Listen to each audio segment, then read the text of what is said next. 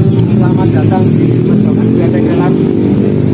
Ini pasti paham, jalur Merbabu Tekelan ini jalur paling tua. Legend. Jalur legendnya Merbabu. Ini jalur pertama, kalau 80-an, 90-an mudeng Merbabu ya tahunya Tekelan. Oke, kita berada di Merbabu via Tekelan dengan ketinggian 1600 mdpl. Nanti kita perjalanan melewati pemukiman penduduk dengan jalan aspal, lanjut ke jalan cor, kawasan perkebunan. Nanti sampai habis batas cor. Habis batas cor ini dimulainya adanya patok batas kawasan Taman Nasional, patok pipa putih, ada logonya Taman Nasional, ada angkanya 00. Ini terpasang sepanjang jalur setiap 100 meter di kanan atau di kiri jalur. Jadi untuk panduan kita setiap 100 meter pasti ada patoknya dengan angka yang urut 01, 02 dan selanjutnya. Dan estimasi perjalanan dari base camp menuju ke pos 1 ini estimasi 1 jam, karena untuk awalan biasanya kita penyesuaian tubuh dulu. Biasanya kalau yang sudah senior ya pasrah aku. Sampai pos 1 Simpang Liti atau Pending, ini adalah pos air pertama. Posisinya kerannya di depan pos, itu ada 2 keran, ini airnya bisa langsung diminum jernih. Nanti dari pos 1 menuju pos 2 ini estimasi perjalanan 1 jam. Ini vegetasinya lumayan rapat, pohonnya gede-gede, adem. Ini sampai pos 2 adalah pos air terakhir kalau kita campnya di pos 3 atau pos 4. Ambil airnya di pos 2. Dari pos 2 ini menuju ke pos 3 estimasi perjalanan 1 jam. Dari pos 2 naik menuju Akasia Kembar. Dari Akasia Kembar nanti kita lewat di tengahnya, habis itu sudah Sabana. Sabana, nanti ada Sabana 1, terus ada Akasia Tunggal. Ini satu-satunya pohon gede yang kita temui nanti di tengah-tengah Sabana. Akasia Tunggal posisinya di kiri jalan. Lanjut lagi nanti ada Sabana 2 dan sampai ke pos 3 Gumuk Mentul. Ini adalah camp area pertama dan areanya cukup luas, ada 2 titik area camp di punggungan Gumuk Mentulnya sama di bawah di lembahnya. Ini jaraknya cuma 50 meter. Tergantung lihat situasi cuaca, kalau misalnya angin kenceng mending di lembahnya, lembah di Gumuk Mentul atau lembah di Lempong Sampan. Ini masih aman, untuk badai pun masih aman. Dari pos 3 Gumuk Mentul kita lanjut menuju pos 4 Lempong Sampan, camp area kedua. Ini estimasi perjalanan setengah sampai 45 menit.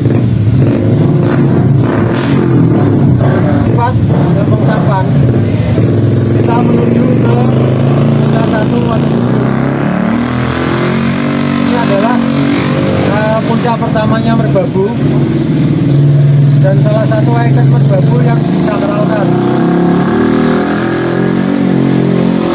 Kita hormati sampai Wadukubu kasih salam.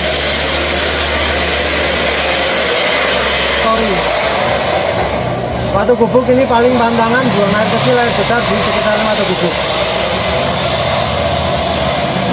Kalau hanya foto-foto istirahat silakan, yang penting jangan dikotori. Karena ini area sakral, kita perlu menghargai kearifan lokal. Dan habis dari Wadukubu kita bisa lanjut menuju ke Puncak 2 Pemancar. Ini estimasinya juga sama, setengah jam sudah sampai Wadukubu. Dari Wadukubu ke Pemancar kita bikin estimasi 1 jam. Karena ini walaupun 400 meter cuma tanjakan terus. Pemancar adalah puncak 2. Ini bisa disebut Pemancar atau Watu Tulis, puncak 2 ini. Ini juga camp area, cuman hanya muat di sekitaran Pemancar atau di jalan habis Pemancar ini sekitar 20 tenda. Nah, kemungkinan sudah penuh karena yang naik kemarin juga belum turun. Nah, pos 2 puncak 2 Pemancar. Ini habis dari Puncak 2 Pemancar untuk menuju ke Geger Sapi Puncak 3. Ini jalannya cenderung landai dan agak turun. Ini yang biasa di video-video pada lari-lari sambil ada kawahnya di sini. Ini di sini. Ini perjalanan paling setengah jam sudah sampai Geger Sapi. Cuman di sini nanti ada plang pos air. Karena stok air di puncak ya di sini terakhir.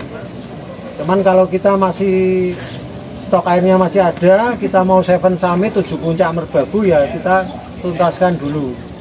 Ngurut puncak 3 Geger Sapi, dari Geger Sapi jalan setengah jam sampai Puncak Sarip. Nanti sebelum Puncak Sarip ada pertigaan Batu Gede, ambil kiri arah Puncak Sarip. Dari Puncak Sarip ini adalah puncak paling timur Merbabu, spot sunrise yang sangat istimewa.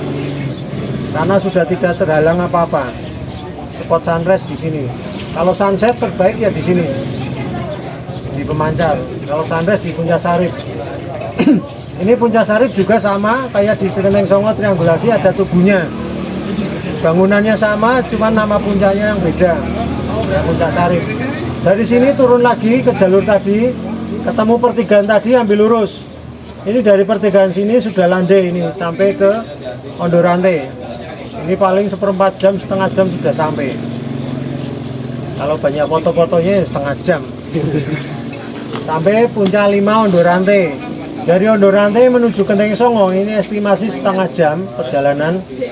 Cuman jalan hati-hati, satu-satu pegangan tali baja, kawat seling. Tali baja gede untuk pegangan naik. Habis tali seling, tali bajanya habis, nanti disambung dengan tali karmentel. Ada 2 pilihan jalur, yang kiri atau yang kanan. Yang kanan agak ekstrim, yang kiri standar. Kalau yang ingin uji adrenalin ya yang kanan. Nah, biar dengkul ketemu janggut. Naik ke batunya. Ambil yang kiri, habis tali nanti sudah ketemu jalan tanah, ketemu ke Puncak 6 Kelenteng Songo. Kelenteng Songo ini bentuknya ada tugunya, terus di depan tugu ada batu kenteng, batu lumpang. Itu tergantung amal ibadah kita. Kalau yang pas bagus ya ketemu 9, yang kalau yang enggak ya ketemu 4, 5, 6, 7, 8. Biasanya tiap orang beda-beda ngitungnya. Tergantung amalan. Tergantung amal ibadah kita. Dan satu lagi, ini juga ikon Merbabu yang kita perlu jaga bersama-sama. Jangan sampai foto di atas duduk di Kelenteng Songo atau berdiri di Kelenteng Songonya. Di foto boleh, tapi nggak boleh foto duduk. Boleh, jangan diduduki atau berdiri di atas. Apalagi sampai joget-joget di tubuhnya.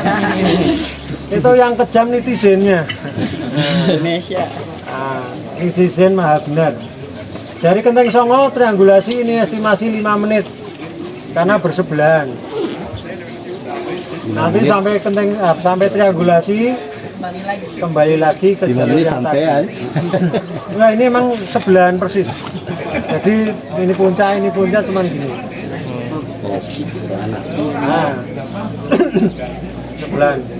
Nanti kalau turunnya mungkin stok airnya habis, mau motong jalur, bisa dari puncak turun dari Ondorante kita turun ngambil kiri.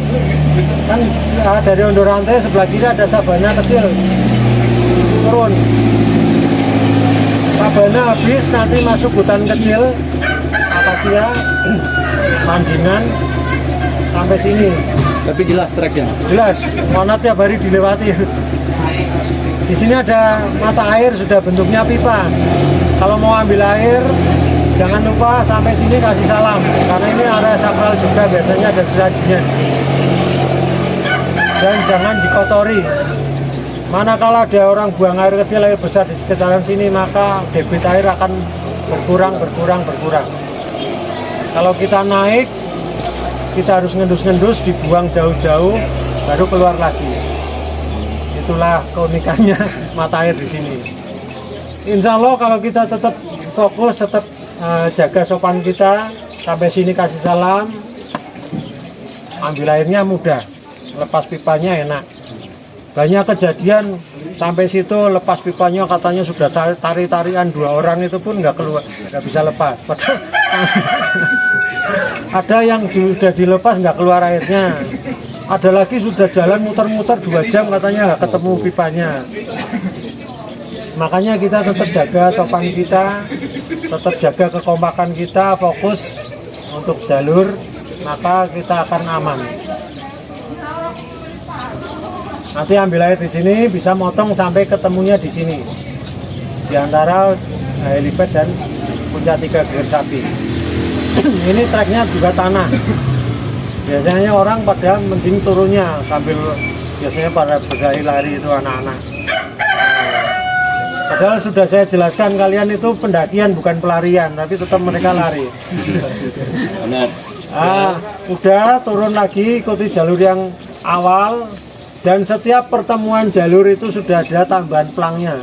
Kemarin sudah terakhir 1 minggu kemarin, pas mau lebaran itu sudah ditambahi pelang lagi biar lebih jelas lagi walaupun sudah ada pelangnya.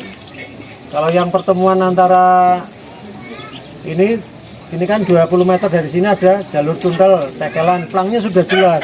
Cuman kadang orang lihatnya jalur, nggak lihat pelangnya, tahu-tahu sampai cundel, makanya dipasang lagi yang di bawah. Biar kalau nunduk kelihatan, kalau enggak kelihatan. Tambah pelang lagi biar lebih jelas. Alhamdulillah sampai sekarang masih aman, belum ada yang nyasar tambahan pelang itu. Sangat membantu para pendaki. Sampai sini ada pertanyaan? Cukup jelas ya. Oke, untuk selanjutnya himbauan seperti yang sudah tertera di peta. Himbauannya itu satu, sesuai kearifan lokal di sini menghindari warna hijau dan merah ngejreng. Kalau ini nggak apa-apa. Itu nggak apa-apa lah. Nggak apa-apa.